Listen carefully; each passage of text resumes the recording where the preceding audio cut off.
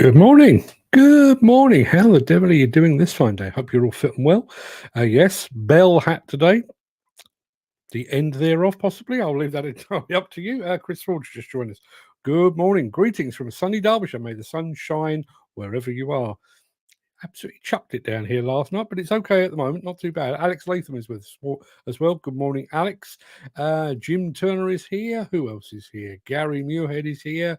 Mark Whiting is here. Dan Cullen is here. Steve Williamson is here. Just to prove that Dan is here as well. Good morning, everyone. Hope you're all fit and well. After show chat today. I need to come clean because the subject matter is basically weighing up academic ability, practicality.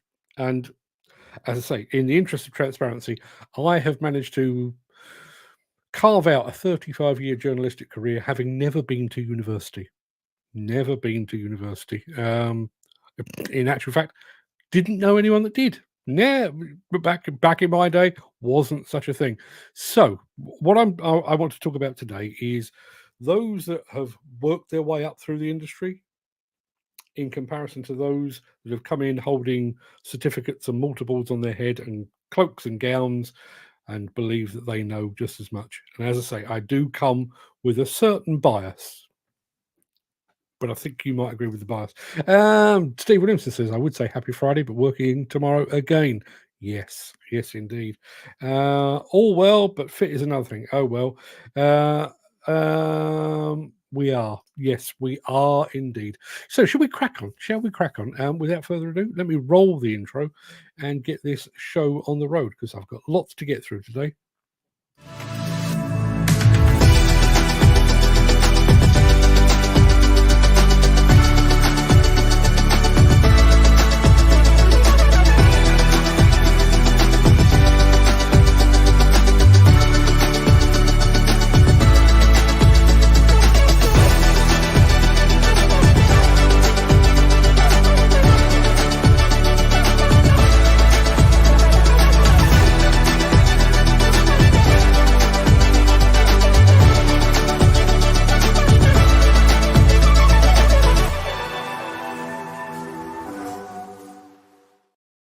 Remind me to revisit this one from Steve. Every operator should have at least a few years' experience on the ground and know how to work a shovel. I agree. I'll come back to that. Excuse me 1 second. I think where I am at odds with the way that the industry is going is not necessarily operators. It's those that tell the operators what to do.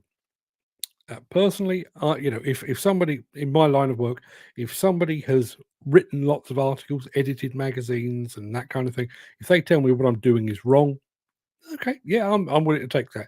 If you've come out of college, university, and you've read what I do out of a book and you're telling me what's wrong, me and you are going to have a bit of an issue.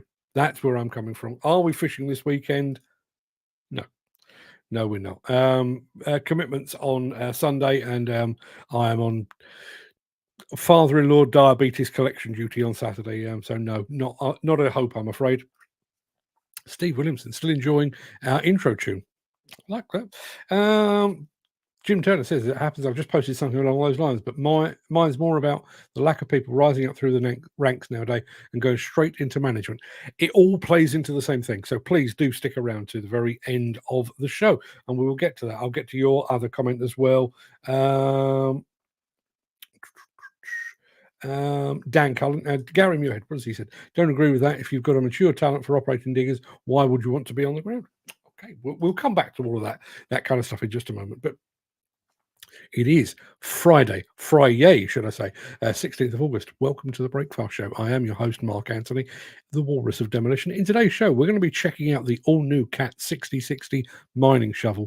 I'm really starting to get a flavour for this mining stuff. Looking forward to Mine Expo enormously. We're ready to rock with the fine folks at John Deere. We're going to be dozing with Komatsu. Plus, we're going to be travelling back in time to a time when the UK was coal-fired and when JCB wheel loaders reigned supreme.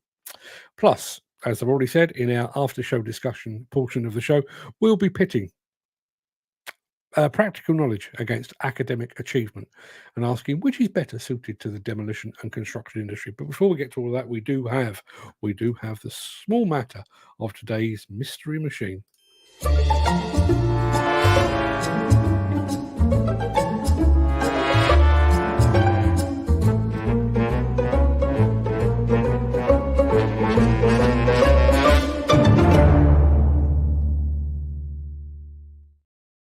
Yeah, before I show it to you, obviously I won yesterday, and it left me with a bit of a pang of guilt.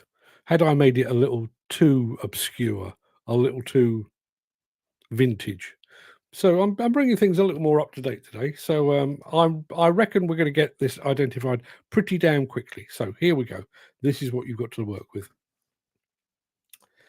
There you are.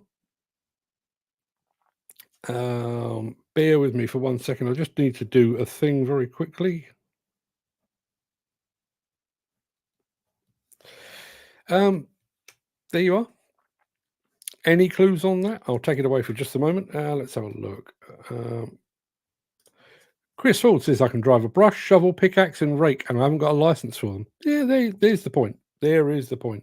Let's have a look. What have we got here? We've got guesses on the mystery machine. Blimey. The chat is actually moving faster than my fingers can touch it. First off, we've got Manitou 360 telehandler. It's not one of those.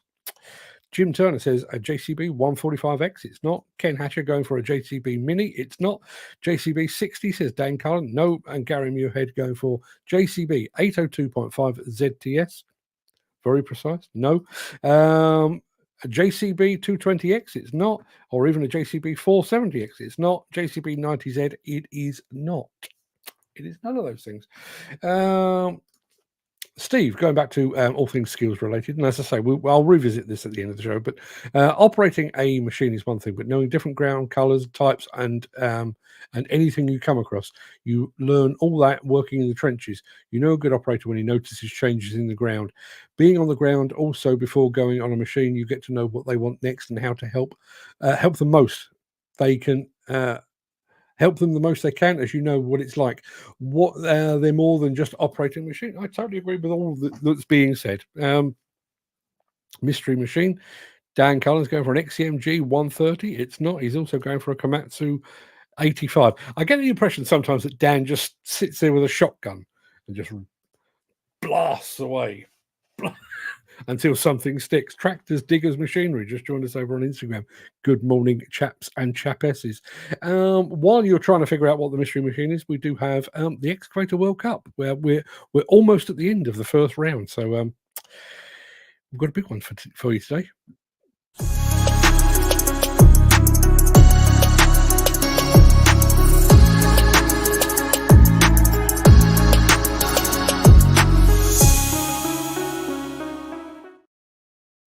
Yeah, today's round of the Excavator World Cup sees the mighty Komatsu going up against the almost as mighty Lugong. Simple as that. You know the score. I've granted you £100,000 of imaginary money, and you are going to invest it in an excavator fleet. But you can only choose from Komatsu or Lugong. Which way are you going? Are you going Japanese or are you going Chinese? Or are you going dirty knees? I don't know. Leave it up to you. Let me know what you think. Going back to the mystery machine, Dan has gone. I think Dan's gone from JCB to Komatsu to Cat to Lugong.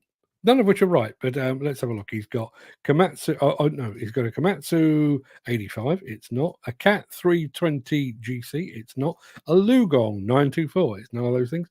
He's also gone for a Lugong 115. Steve Williamson reckons it could well be a Wacker-Neuson. It's not. Chris Ford going Komatsu.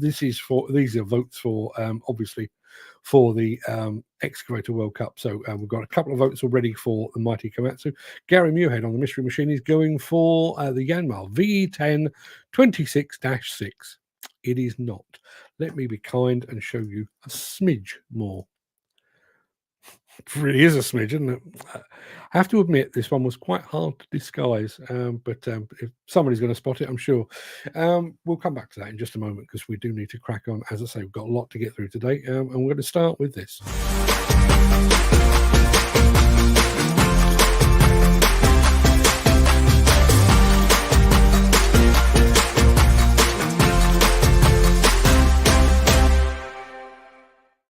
It's starting to look like a bit of a whitewash for the fine folks at Komatsu. There's another vote from Mark Whiting, morning Mark, and there's another one from Gary. Komatsu absolutely loved my PC 360. Steve Williamson also going with Komatsu. Jim Turner says, don't really agree with having to have a few years on the ground before getting on a machine. There's plenty of folks who have cut their teeth in quarries, muck shifting, all firms that doesn't really involve being on the ground.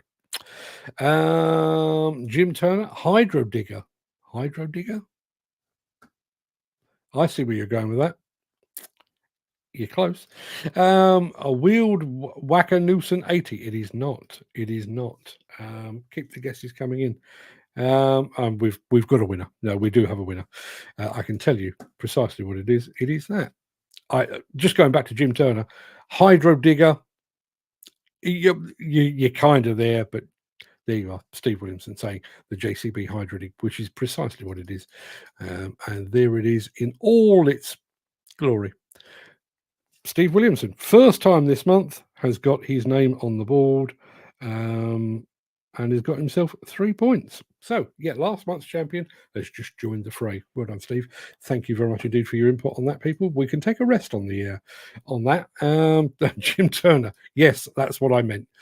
Yeah, I don't need to be pedantic, but sometimes that's the mood I'm in. I do apologise. Right, we do need to get on. I mentioned at the top of the show that I'm starting to get a bit of a taste for this mining equipment. Off to Vegas in about 5 weeks' time or thereabouts, and looking forward to it enormously. I'm hoping there's going to be one of these there.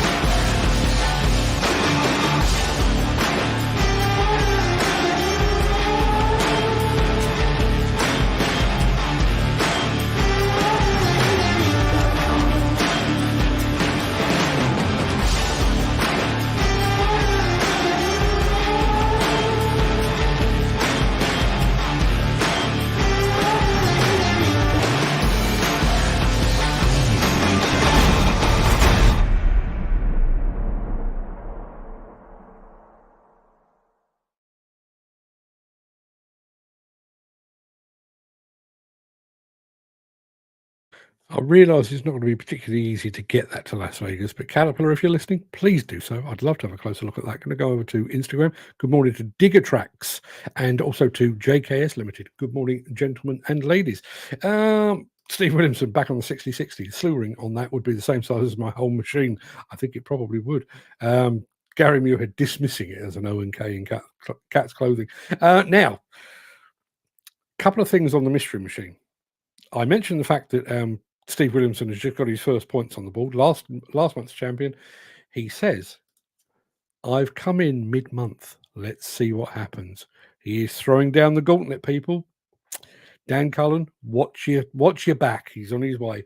And let's have a look. What have we got? Chris Ford on the same subject. This mystery machine is getting serious. I bought a tablet to up my game. I think you might be better off taking a tablet, actually, Chris. But the downside is I don't know how to link it to my phone. I'm sure you'll figure it out. And our friend Mick Norton just joined us as well. Jim Turner says, yes, I'd definitely like to have a few thousand hours on one. But the old fella said sitting at the face gets a bit boring after the first 10 years. But what a first 10 years. What a first 10 years. What do you imagine going into a bar with a bunch of people that actually know mining and construction? What sort of machine do you drive? Cat 6060? Have a beer, my friend. Have a beer. You clearly are the big dog around these parts.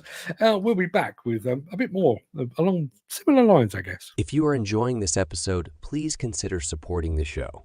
You can leave us a tip at buymeacoffee.com/demolition news.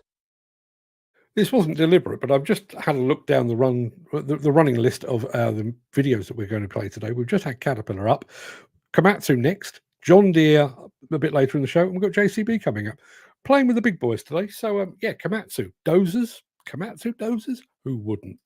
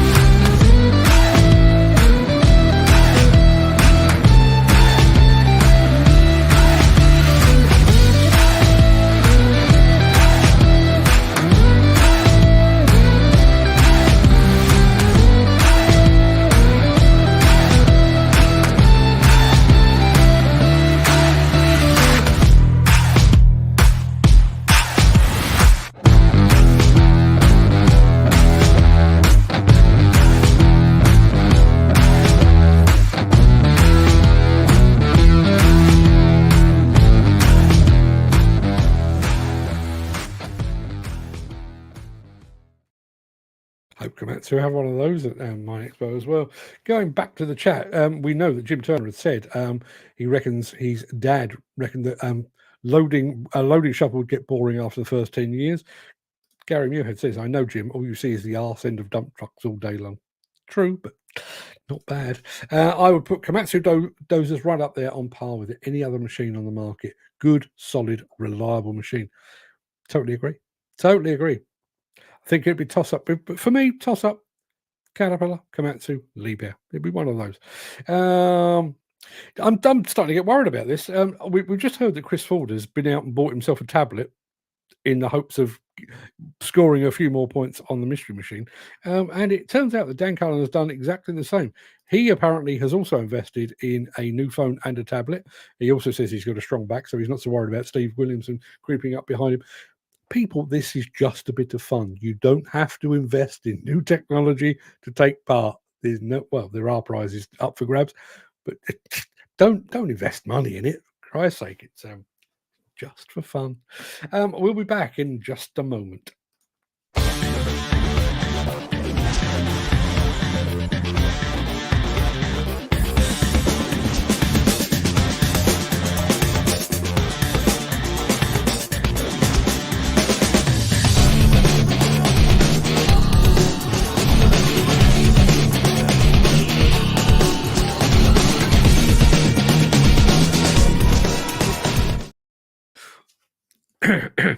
I love the serendipity of this show, the way that some things just kind of flow together. So I'm about to play you a film about energy, coal, and that kind of thing. Here's Mick Norton. He hasn't even seen the film yet.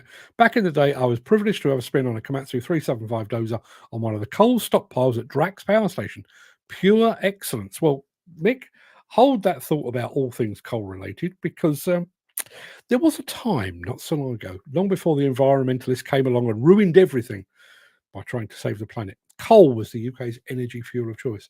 And when coal reigned supreme, in a way, so did JCB wheel loaders.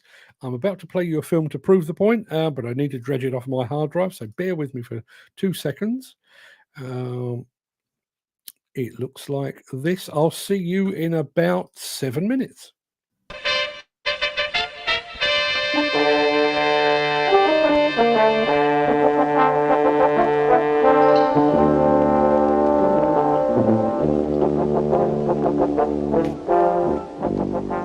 Coal is the most abundant of our natural mineral fuels, with world output in excess of 2,500 million tons each year. Coal producers, in addition to handling this volume of material, are also faced with the problems of disposing of tailings, stock movements for storage, and general maintenance of sites and roads. All jobs for which the speed, power, and versatility of JCB wheeled loaders are ideally suited.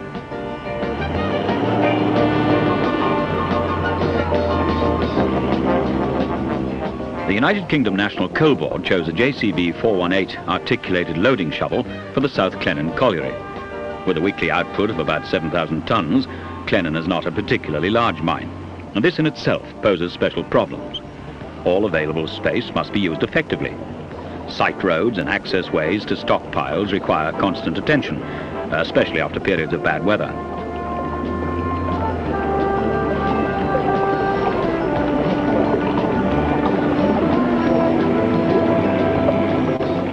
The good weight distribution, the well-matched engine and transmission allow the JCB to perform these tasks quickly and efficiently.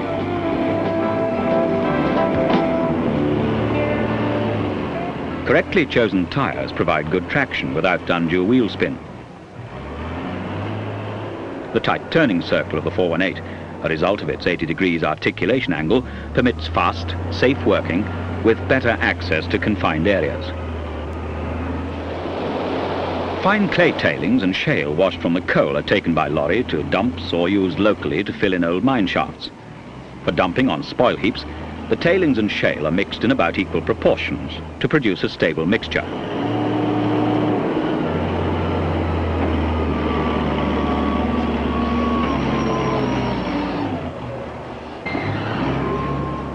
The JCB 418 makes 2 passes, one from each pile to load the truck.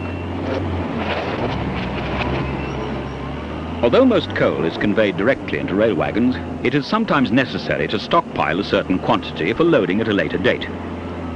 In all mining operations, safety is of paramount importance.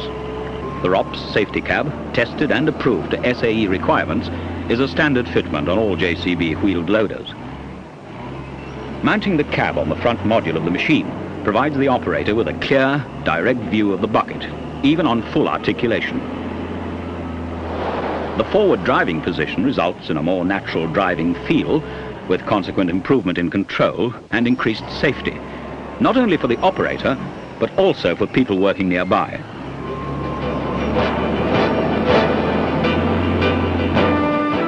Of the 130 million tons of coal used each year within the United Kingdom, about 60% is used for producing electricity. The UK Central Electricity Generating Board's power station at Kersley near Bolton has a maximum capacity of about 260 megawatts. 2 of its 3 generating sets are coal-fired, and when the station is running at full output, it can burn about 160 tons of coal per hour. The coal, which is delivered by road, is offloaded in the yard, and the first job is to stockpile it according to grade.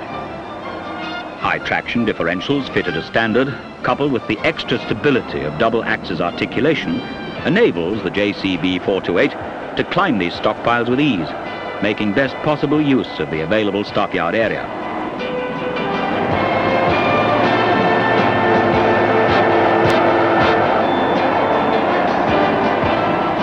Of course, most articulated wheeled loaders use center pivot steering, but the JCB double axis articulation means that the front and rear halves of the machine can also oscillate in relation to each other.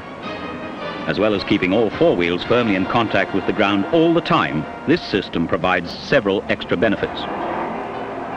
Reduced spillage. When traveling with a full bucket means higher efficiency, especially for long carry operations, whilst the rigidly mounted rear axle and the low engine position gives greater stability, an important benefit for a safety-conscious industry.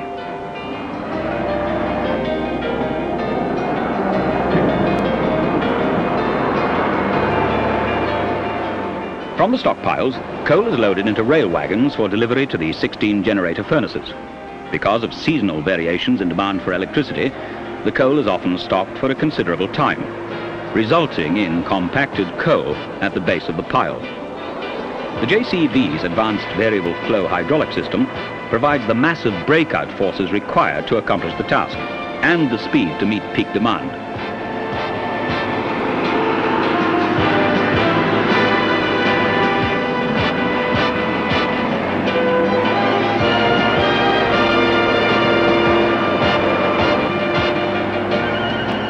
Fitted with a 4.6 cubic meter bucket, the 428 carries 4 1/4 tons of coal, loading 21 tons into each wagon in just 5 passes.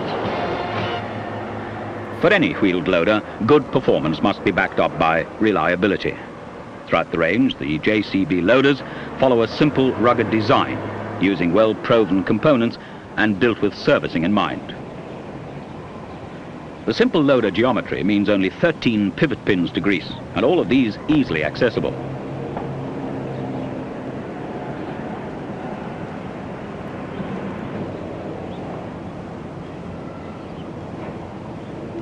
Lubrication of the center cross-roll bearing is easily accomplished from ground level.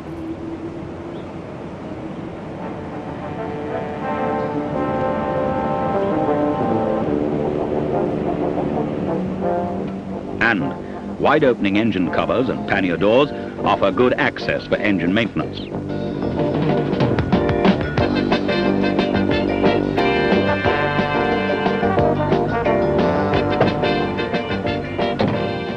The JCB 428, largest of a range of 4 articulated loaders with payloads from 2.5 to 5 tons, purpose-built for hard work and long life. Fast, safe, efficient machines, ideally suited for coal handling industries.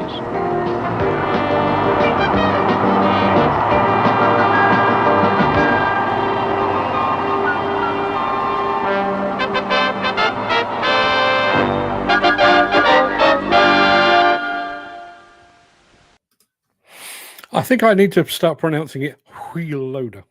Put the H up front. Wheel loader. I'm going to go into the chat. Mick Norton says, when coal was king and the dreaded Miliband was not yet spawned, Drax Power Station had stockpiles exceeding 1 million tonnes fed into the station by cat scrapers at 22,000 tonnes per 24-hour period. Ironically, the coal came from Australia and Romania and Selby coal mine, just 18 miles away. Economics ruled the day and it all ended. Yeah. You think of, I mean, what was that? I'm guessing that's from the 70s, thereabouts. It's my lifetime. It's the lifetime of many of you people. All the power stations are gone. The coal's gone. The mines have gone in the space of one lifetime. Less than one lifetime. Jim Turner says, pretty sure the old fellow had a 375 dozer on an open cast job for Cocos. Was absolutely faultless for the first few years. Pushed, ripped better than the equivalent cat machine. But instead of chopping it in for another new one on its birthday, they paid the balance and bought it outright. Then everything started breaking and it cost them a fortune. Basically, the cat was made to last longer before needing an overhaul. How many times have we all done that? No, I'll stick with it. It's fine. Oops. David Wiley, author, journalist, model collector, mining equipment expert. Is that enough of a build-up, David? I think it probably is. Great old JCB video. P.S. Many consider the RH200 Cat 6050 the best machine they ever made. It's also doubled in size to make the mighty RH400 at 1,000 tons.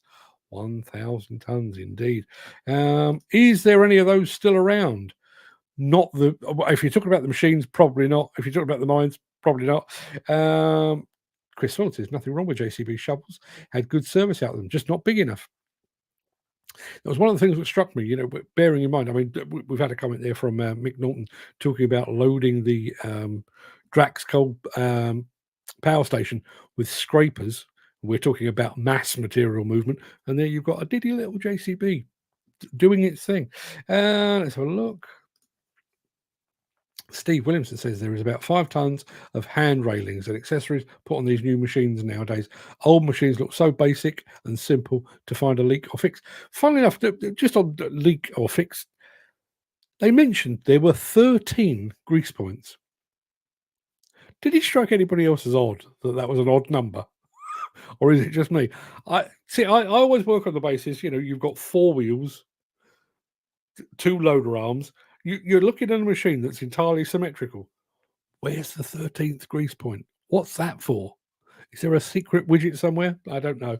Mick Norton says the JCB 428 was built and when every component 100% was manufactured in the UK. Today it's less than 30%, and therein the movement of the world and the passage of time.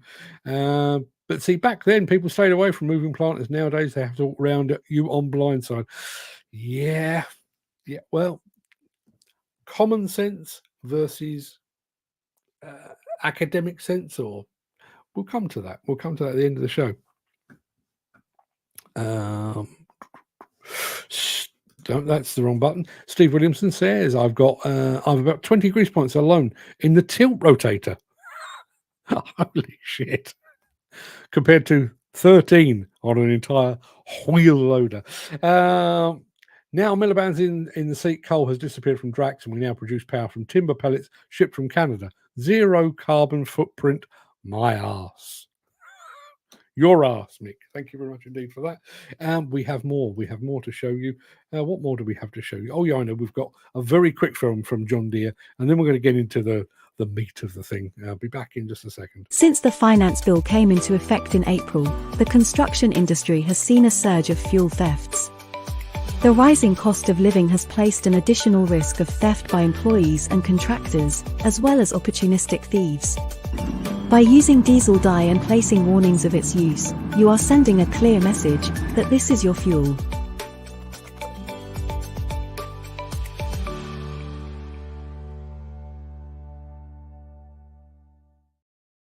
Before we announce the result of today's Excavator World Cup match and get into today's after-show discussion, we have time for just one more quick film, just to get you in the mood. This one here comes from those damn fine folks at John Deere.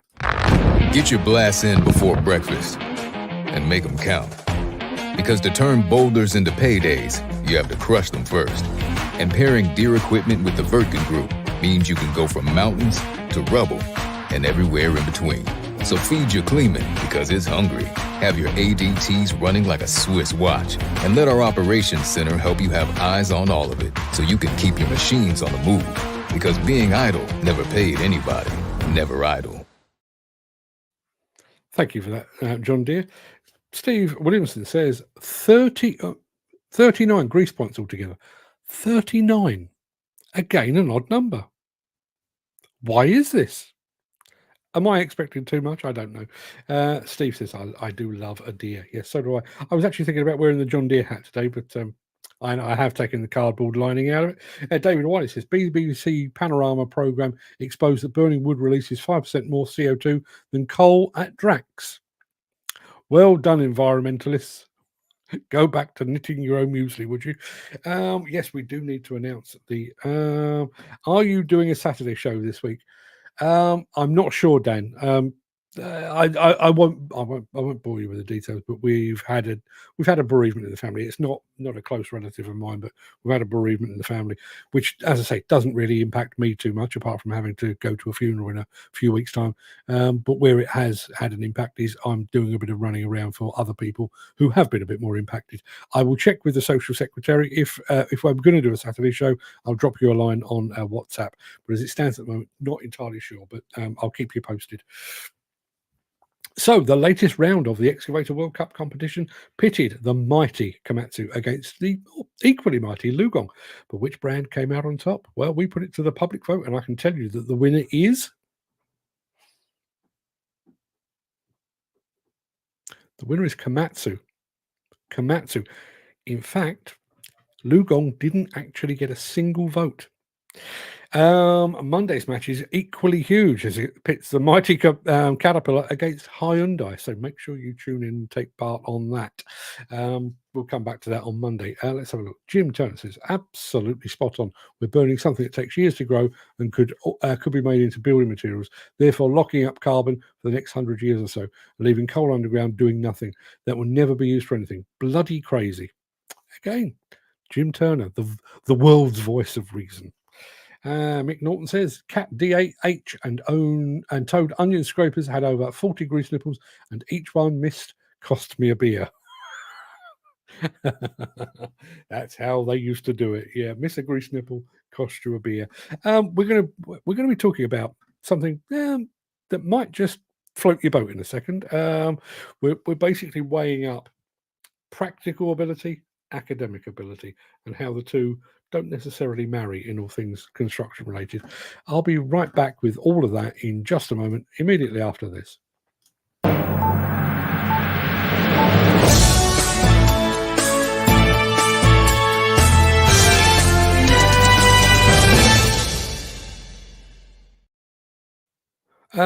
Right, okay, I'm gonna clear my throat because I'm gonna try and do this as a bit of a monologue. I'll come back to the chat just as soon as I've got through this. There was a time when a lifetime in demolition or construction was the very epitome of the career ladder. You started at the bottom, but through hard graft, on-the-job learning, and application, you climbed that ladder one rung at a time. By the time you rose to a position of any authority, you'd been there, done that, and you'd earned the T-shirt. You'd overcome numerous challenges, solved countless problems, and experienced sites and projects of every size and shape. Today, however, there's a clear trend that's gaining momentum. It's been gaining momentum for decades. The elevation of academic accomplishment over practicality. The shift has affected many industries, but it's particularly evident, I think, in fields like demolition and construction, where hands-on skill and real-world experience are essential. Yet, despite the critical importance of practical know-how in these sectors, we've increasingly seen formal education and academic credentials being prized above all else. This shift has led to a range of consequences, some subtle, some a bit more stark, that are worth considering in greater depth. Let's start with the basics. Demolition and construction are industries that rely heavily on practical skills. The ability to work with one's hands, understand the physical properties of materials, and operate complex machinery safely and efficiently can't be taught in a classroom alone. These are skills that are honed over years of on-the-job experience, through apprenticeships, and by working alongside seasoned professionals who pass down their knowledge to the next generation. Young workers learn the trade from experienced veterans, gradually mastering the tools and techniques necessary to succeed in the field. This model ensured that workers were well equipped to handle the physical and technical demands of the job, from safely demolishing a building to constructing a new one from the ground up. However, over the past few decades, there's been a noticeable shift in how we value different types of knowledge and skill. Academic achievement has taken on an increasingly dominant role in our society, often at the expense of practical, hands-on experience. In many cases, employers now prioritize formal education and academic credentials over the practical skills that were once considered the very backbone of the demolition and construction industries. This shift can be seen in several ways. For example, more and more construction and demolition companies are requiring candidates to have a college or university degree, even for roles that were traditionally filled by workers who had learned the trade through experience. In addition, there's a growing emphasis on certifications and qualifications that are often more about academic knowledge than practical ability. While there's no denying that education and training are important, the problem arises when we start to equate academic accomplishment with competence in fields where hands-on skill are paramount. A degree or certification might indicate that someone has studied the theory behind demolition and construction, but it doesn't necessarily mean they can effectively apply that knowledge in a real-world setting. One of the most significant consequences of this shift is a skills gap in the demolition and construction industries. As more emphasis is placed on academic qualifications, fewer young people are pursuing traditional apprenticeships or vocational training programs. This has led to a shortage of skilled workers who can perform the hands-on tasks that are essential to these industries. Back in the day, demolition and construction was a refuge for educational underachievers, for those with practical skills, but maybe a bit less academic acumen. By insisting upon academic qualifications and, in some instances, college and university degrees, we are erecting yet another barrier to entry in an industry that is already crying out for workers. In addition, the overemphasis on academic credentials can lead to a misallocation of talent. Some of the most skilled and capable workers in the demolition and construction sectors may not have any formal academic qualifications, but they have years of experience and a deep understanding of their craft. When employers prioritize degrees over experience, they risk overlooking these valuable workers in favor of candidates who may have impressive CVs but lack practical skills needed to succeed on the job. This academic overreach also has broader implications for workplace safety. In industries as hazardous as demolition and construction, practical experience is crucial for ensuring that work is carried out safely and efficiently. Workers who have spent years learning the ropes are better equipped to identify and spot potential risks and respond appropriately in dangerous situations. When less experienced workers with academic credentials but limited practical skills are put in charge, the risk of accidents and injuries can increase. While it's important that workers in the demolition and construction industries are well trained and knowledgeable, we have to recognize the value of hands-on skill and real-world experience. Employers have a vital role to play in this shift. They must recognize the value of experience and practical ability when hiring and promoting workers. Rather than relying solely on an academic credentials, companies should consider a candidate's hands-on experience, problem-solving skills, and the ability to work effectively in real-world conditions. We've strayed too far from what once made this industry great, that someone with perhaps limited academic ability or qualifications could rise through the ranks via hard graft and on-the-job learning. It's time to reclaim the value of practical skills and experience in the demolition and construction industries. By finding a balance between academic knowledge and hands-on ability, we can ensure our workforce is not only educated, but also skilled, competent, and capable of meeting the demands of the job. And in doing so, we'll not only improve the quality and safety of our work, but we'll also provide opportunities for those who excel in practical, hands-on environments to thrive and succeed. Now, out the corner of my eye, I saw the chat going on. Let's have a look. What do we have today? Steve Williamson says, from any job, you start at the bottom and work your way up. Same in any industry. You can do the job, but you'll be better at it from working your way up. Yeah, absolutely. There was a bit that I mentioned in there about you can't learn everything from a classroom or from a textbook.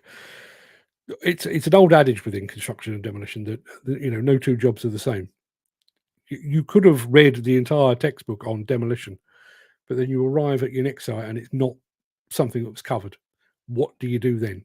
You've got your degrees and you've got all your academic qualifications and your certificates on the wall, but you're actually out of your depth now. Whereas chances are, if you come up through the ranks, risen through the ranks, climbed that career ladder, chances are you may not have seen something exactly the same, but you will have encountered something similar upon which you can draw knowledge from.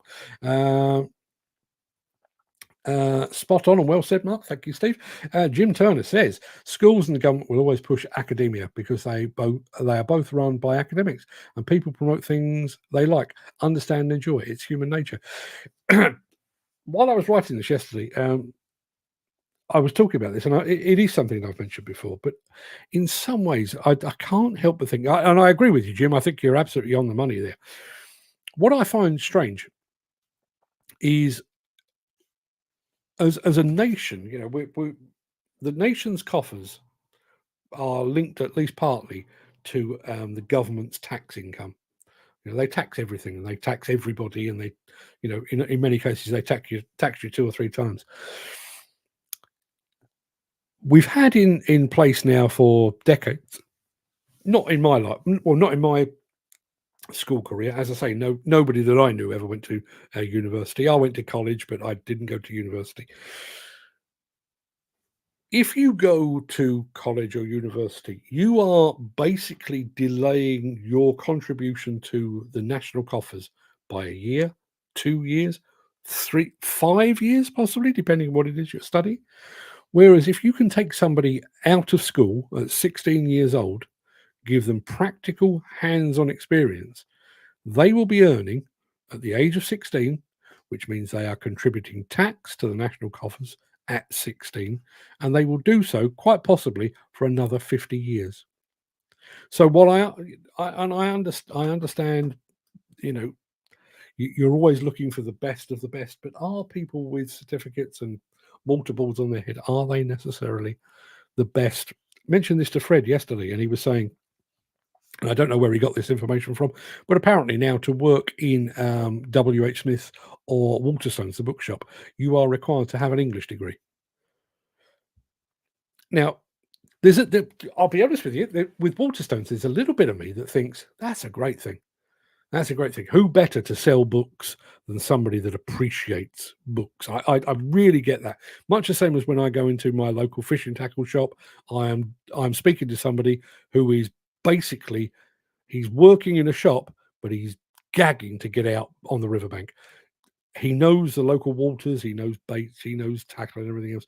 So he is a part of it. He loves it as much as I do. Exactly the same with Waterstones. I understand that. But if you're in W.H. Smith, bearing in mind the book part of W.H. Smith these days is tiny. You know, they sell magazines, newspapers, sweets, cigarettes, birthday cards, anniversary cards, office accessories. Do we really need an English degree to sell a birthday card? Do we? Not so sure. Steve Williamson says, if two people ask for a job to me on a machine, one had a couple of years on the ground, or someone that got a card yesterday and wants on a machine, I know who I'd pick. Indeed. People who can do and people that can teach. People that can't teach. Yeah. People who can do, people that can't teach. Yeah, absolutely right. What is that old adage? Those that can do, those that can't teach. Or in my instance, those that can't write about it. You'd listen to a site agent that's worked his way up more than someone that's got the card and has no experience in site work in real life, and it goes to all industries. That's I've can I show it to you? You'll see it later on YouTube. I've created a YouTube thumbnail to illustrate this for when I clip this bit later on in the day, and it's a young academic wagging his finger at an older, more experienced construction worker. That's where I have the biggest issue of all. You know, if you've been on sites for 10, 15, 20 years, as I said in the chat there, you've been there, done that, got the t-shirt, you've earned your scars, you've paid your dues and everything else, and then you have somebody come straight out of school, and I don't think youth is necessarily a factor in this, but you've got somebody who has learned everything from a textbook and from a classroom telling you what to do. I've definitely mentioned this before. I threw a midwife out of our house once because she was giving my wife a hard time after the birth of our eldest daughter, and she was babbling on about, mum needs to do this, mum needs to do that, and I said to her, "How many children have you got?" And she said, "Oh, I've never had children." Yeah, on your way, love, on your way. Just how could you possibly know? How could you possibly know? Qualifications to fill a book, but no common sense. How often do you see that? I see that in my line of work. I remember we took on. I think I was there kind of at the transition point, the tipping point for this. I was a journalist. I'd been a journalist for 4 or 5 years at this point, and we took on a young guy he'd come out of Cardiff University, Welsh. Not that I'll hold that against him. Sorry, Ken. But yes, he was Welsh.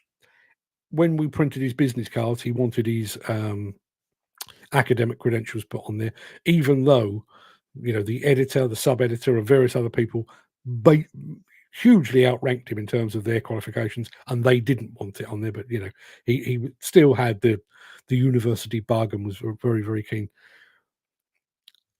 As someone, if you sat him down and told him to type a thing, he was fine. But put him out in the real world, he had zero social skills. He had no journalistic ability whatsoever. Even to the point, and this is absolutely serious, even to the point where you kind of had to remind him to eat and drink. He just lacked common. Mick Norton says, on the topic of practical skills for plant operators, yesterday I challenged a recruitment agency seeking ADT drivers for the HS2 project in their insistence that those with blue cards only need apply. When I asked who checked the practical competence and references, lo and behold, it was a lady in the recruitment agency office, not the employer. Lunacy. Yeah, And she may well have a degree in recruitment. Could she actually identify an ADT, do you reckon? Precisely the point I'm trying to make. Visually focusing on the job and having a view of how you want things to look, like when you finish coming straight from school to construction manager, does not work. Mick Norton again. I have the greatest respect for many academics involved with research and development for the construction sector, but only if they speak to the men at the coalface. Yeah, I will reiterate that. I do come to this argument with a bias. I did not go to university. Maybe I do carry some of that with me. But, there are people within, I mean, off the top of my head, I can think of one company principal within the demolition trade who he owns a multi-million-pound company and is illiterate, cannot read, cannot write. And yet for the past 30 plus years, he's run a hugely successful demolition company. Some of the smartest people I've met, and I don't mean academic smarts, I mean practical smarts, have been digger drivers, demolition men, demolition engineers. They came out of school, possibly even at 15 years old, no formal qualifications whatsoever, but they've worked their way up and they've learned and they've taken on board, the wisdom of those around them, and they are now properly smart. You think about some of the people that went through the demolition degree course a few years ago. They now have a degree, but I would guarantee you most of the people that took part in that left school with pretty much an O level between them. But they've been away, they've done the job, they've experienced the job, they've seen the hazards, they've seen the challenges, they've risen to those challenges, and they've now gone back to school, earned a degree based on practical capability. Look at a guy on FB, that's Facebook, I guess, 77 years old, still driving a 360 excavator and dump truck. You can't. That's what I'm talking about right there. Gary Muirhead. That could be the headline for the article. I think you can't learn this out of a book. You really can't. You really can't. And when I think that's one of the things that gets lost in this industry. It's very easy to dismiss people as, I realise you're called operators, but digger drivers, seat warmers, digger drivers. And, when I think from an outside point of view, if you're a non-industry person, a digger driver gets in the cab of the machine and then sits there and does that. That's all they do. Think about everything that you actually bring to the party. Okay, so you need some fundamental understanding of engineering to keep the engine going, to keep the hydraulics going. You need to maintain the machine. Steve Williamson mentioned earlier, you need an understanding of geology. Let's be absolutely honest. It is geology is what we're talking about. You need to look at the ground in front of you, or possibly the building in front of you if you're talking about demolition, and know how it's likely to react, what you can do and what you can't do. You've also got to have a pretty advanced understanding of health and safety law, because you need to abide by those rules.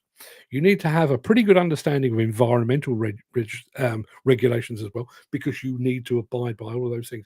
So the outside world sees a digger driver as somebody that moves a few levers. In actual fact, they are probably, think about it as from a GP, your general practitioner needs to know how to diagnose illnesses and everything else. There's all of those little aspects that they know. I reckon if you really boiled it down, I reckon that if you took the diagnosis of the health of a human and put it alongside the diagnosis of a problem with a machine, I think if you boiled it down in actual terms, a decent digger driver has probably got as many units of knowledge in his noggin as a GP. Somebody will tell me that I'm completely barking mad, but genuinely, the amount of stuff that you guys have to know, remember, implement, and abide by every single day is phenomenal. Phenomenal. The ones that haven't done it, Okay. The ones that haven't done it have to bum themselves up, and the ones that have don't have to and are sitting there wearing the t-shirt. Yeah, absolutely, absolutely right. Nothing wrong with not going to university. Practical experience is what counts. I mean, bearing in mind, I mean, I did go one. I went to college, studied business, went off and did a few other bits and pieces, wound up kind of where I was destined to end up in journalism. And I was sent off on a journalistic training course for about 6 months. I could already write. Let's be absolutely. I could already write. You know, my grammar and my spelling was already okay. I could tell a story. You know, but I reckon I learned. There was a guy on Contract Journal at the time that I first started. There was a guy called John Deere, who went missing regularly. Part of my job when I first started with the magazine was to go and fetch him from the pub or from the bookies. Proper old school journalist. But watching him work, reading what he'd written, and then getting him to read what I'd written, I reckon he taught me more in a fortnight than a journalistic training course taught me in half a year. Because he'd earned his stripes. You can no longer go to a test centre to renew your card. It's going 100% online. They think this will stop the frauds. Yes. When you're trying to separate the fraudulent from the kosher, best to do it at a distance where people can hide their identity. That sounds absolutely fantastic. What a brilliant idea. And also, you know, it's going 100% online. And I don't mean to decry the capabilities, although somebody, Jim Turner actually mentioned earlier, knows his way around machines but can't drive his phone. So, and I'm not going to decry Jim because he can clearly drive LinkedIn and various other bits and pieces. But if you put cards 100% online, you are once again erecting another barrier. You know, we are still talking. You know, there is still part of this industry that is coming to the industry with no qualifications whatsoever. Some of them are semi, if not fully, illiterate, and we're going to put the card scheme online. Steve says, "Great explanation, Mark. Thank you." I listen to this, and I'm not entirely sure I'm making sense all the time. So thank you for that. Well said, Gary. You can't learn this out of a book. You get in your machine. You're focusing on your. Not sure. Chris Ford. P.S. I don't have an O level to my name. I can read and write, subtract and take away. Chinese and pizza. I've got by. Work for myself for 41 years. Just yeah.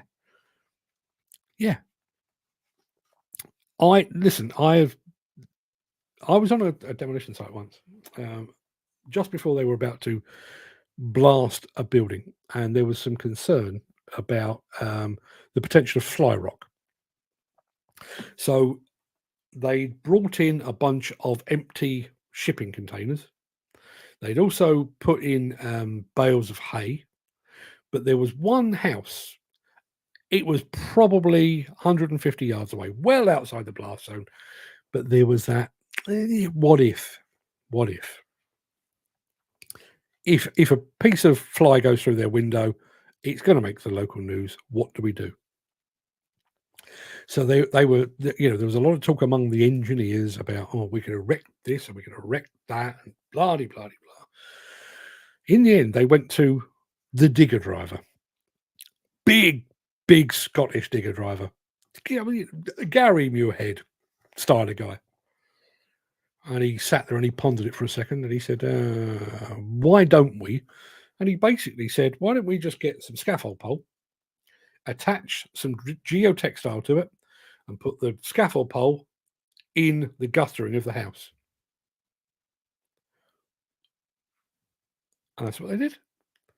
So there were engineers, you know, qualified engineers, you know, demolition engineers that have been through that process.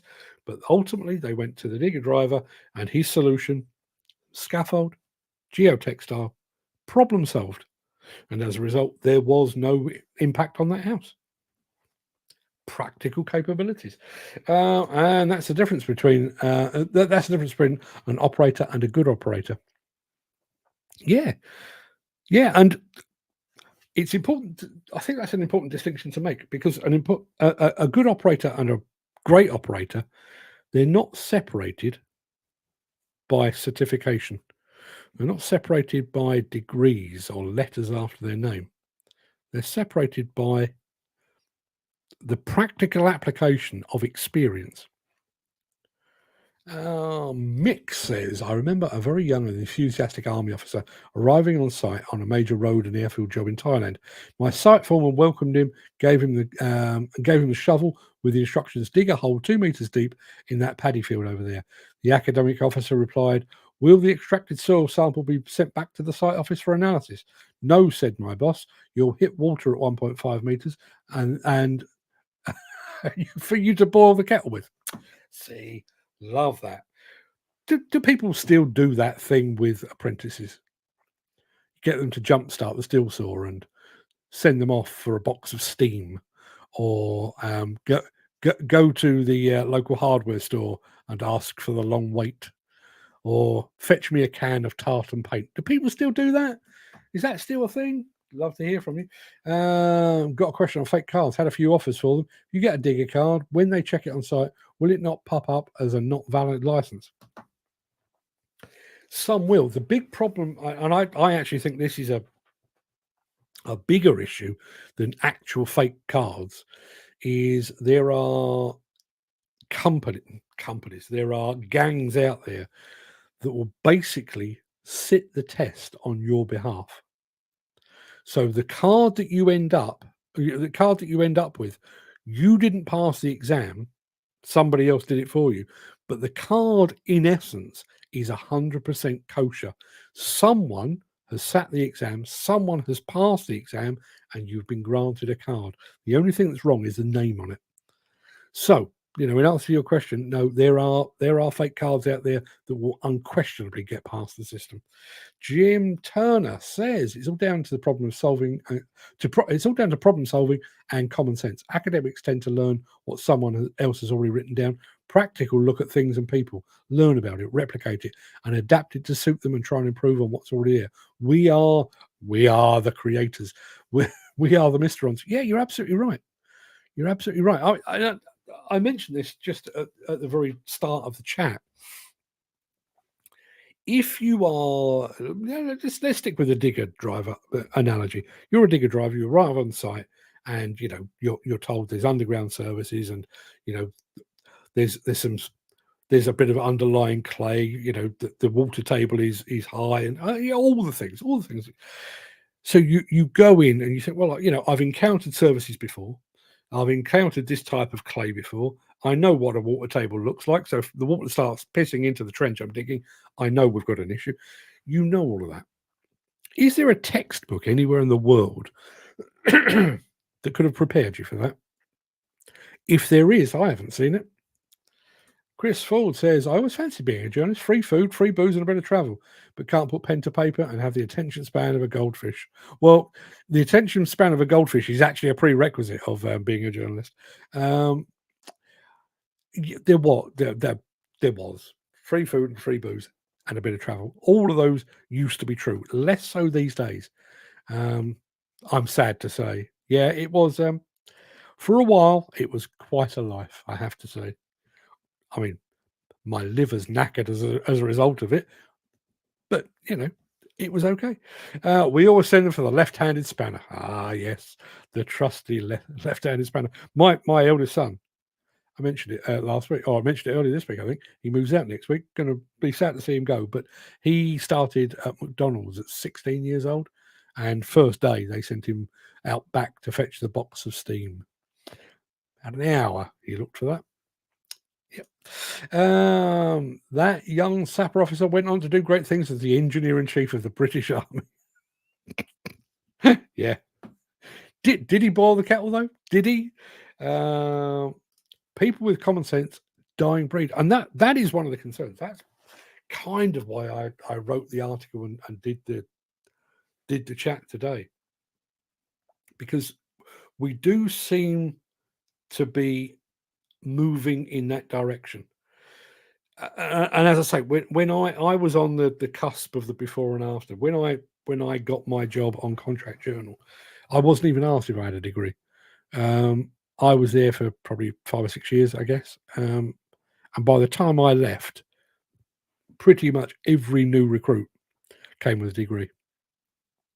And as another example, I mean, my sister-in-law, who oddly enough worked in publishing as well, she was on the advertising sales side of things, and she applied for a more senior position, like an advertising sales manager. So she'd be, overseeing other people.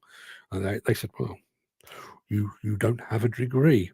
And she said, "No, but I've been doing the job for 10 years, and I know exactly how sales works. Give me 3 months and I'll prove it." And fair play to the publishing company. They went, "Okay." And after 3 months, they said, "Yep, you're absolutely right. You've got the job." Do we give people that chance now? Do we? I'm not entirely sure we do. And who was it was talking about it? It was Mick talking about this recruitment. There's another point. Recruitment is now a skill. I'm not convinced it is, but it's now perceived as a skill, both externally. So you have recruitment companies, but you also have recruitment people in-house as part of the HR service. Back in the day, if you joined a construction company, the owner or one of the directors would look you over, possibly put you on a machine for 10 minutes and go, "No," or "Oh, okay, yeah." You're going through recruitment people who quite possibly have never actually set foot on a site. Have they really vetted you that much? Do they know what they're looking for? Steve Williamson sending somebody for a fog sample. That's an offshore one there. Yeah. Well, I saw one a little while ago of somebody that had joined like an environmental company, and they gave a guy a carrier bag and said, "Do an air sample." And the poor guy was running around with a carrier bag trying to catch some air. Don't forget, I'm older than you. Times have changed. As for digging around services, I can always find the water pipe I buried 5 years ago by the spurt of water. Takes me back to plant works a couple of years ago when several people did exactly the same thing. Yeah. Have we took that one out? I think we probably have. And it is a Friday, and I know you're all off down the pub in a moment. Probably not. So yes, I think that will probably do us. Guys, I will let you know about tomorrow because I don't know.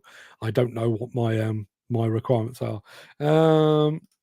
Steve says, "I got told to bubble watch." I was like, yeah. They then realised it's actually a thing you have to do sometimes. That's like a double bluff, that, isn't it? I remember one of my best friends when I was at school, John Lyons. God bless you, John, wherever you are. When I was at school, John had been through the mechanics training, car mechanics training course. He'd been to college and everything else, and he was sent off to he started work basically at a car garage fixing cars. And on his first day, he was warned, "Watch out for Dave. He's a predatory homosexual." So John is required to go, into the pit to look up under a machine, and in there with him is predatory homosexual Dave. Obviously, this has all been set up, but so they've been working for about 10 minutes, and at one point, predatory homosexual Dave, who was nothing of the sort, started to unbutton his overalls, and my mate John threw a spanner at his head. It kind of backfired a little bit, that. Let's have a look. When I read that degree students can now create their essays, dissertations using AI, and their fraudulent submissions cannot be detected by the universities, can we trust academia? Do you know, I there's a bit of me. I was thinking this a little while ago. I've obviously done a series of podcasts with my best mate Bruce, the AI. I was actually wondering if I could do like a series of articles or bits of video or whatever it might be, and say one of those was created by AI. Can you tell which one? Because it is that good. It really is that good. I've inspired by VJ over at Bobcat. I've been using AI a lot, not for work, but just other bits and pieces, and I just can't beat it.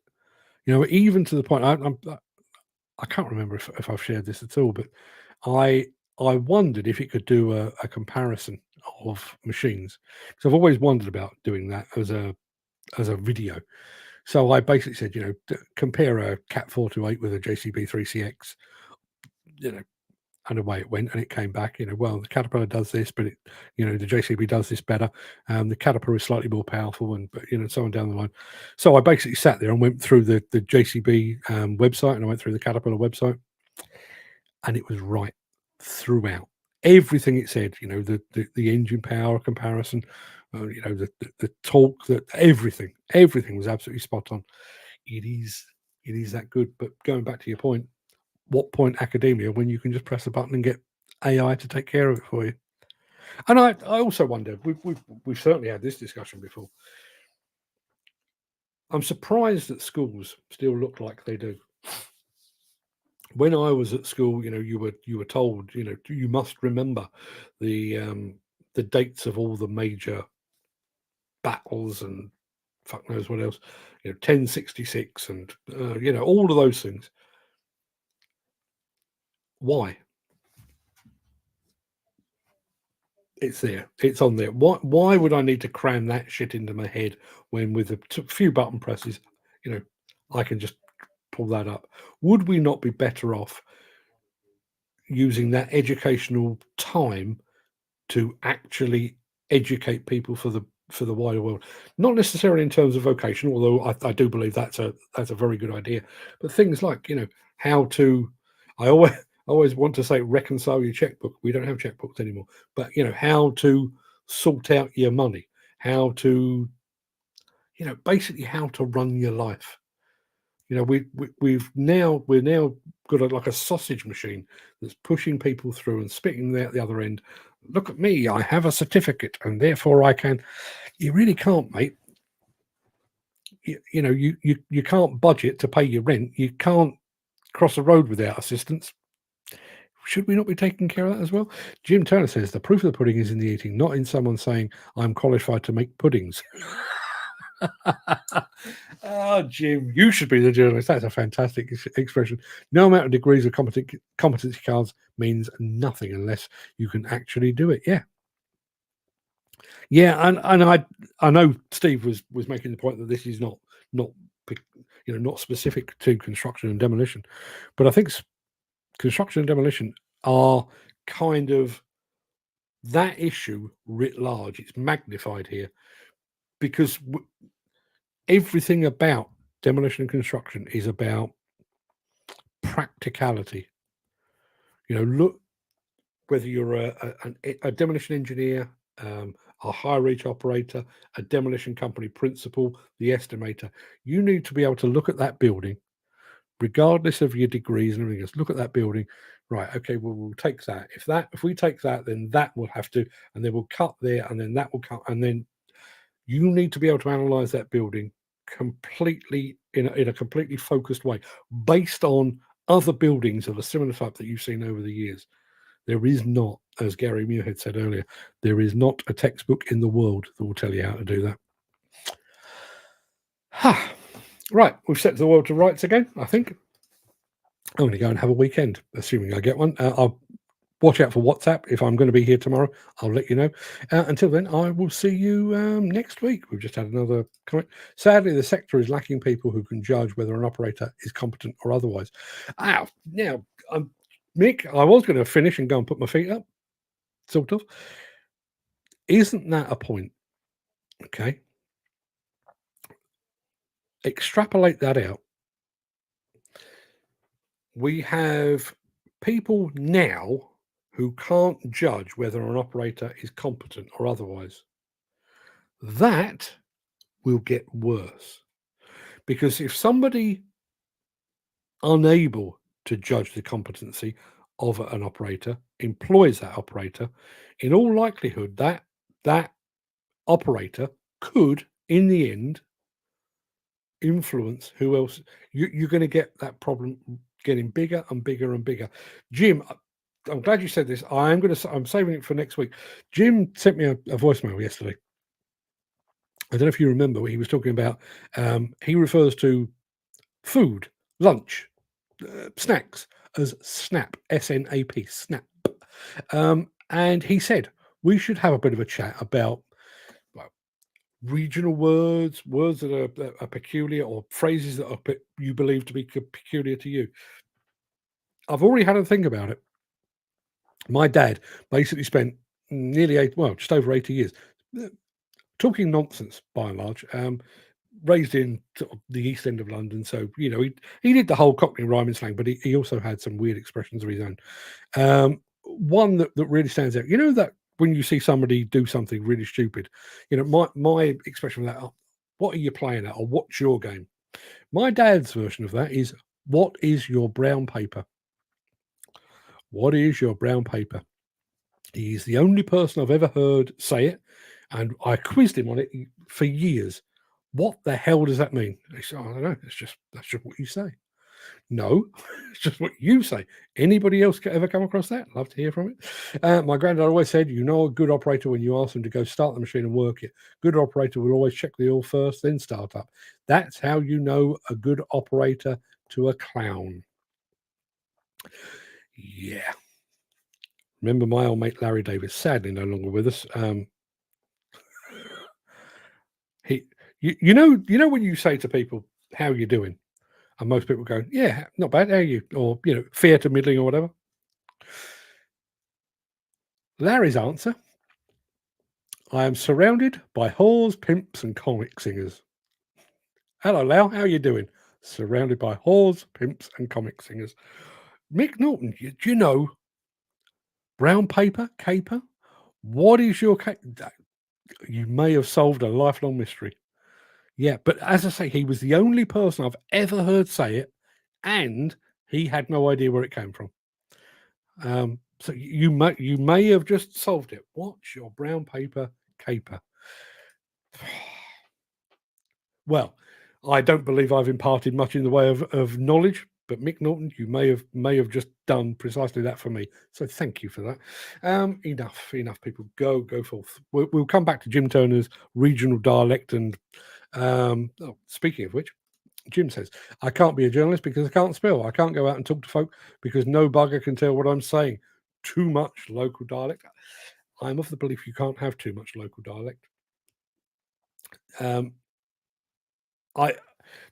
of the things that I am sad to see going away.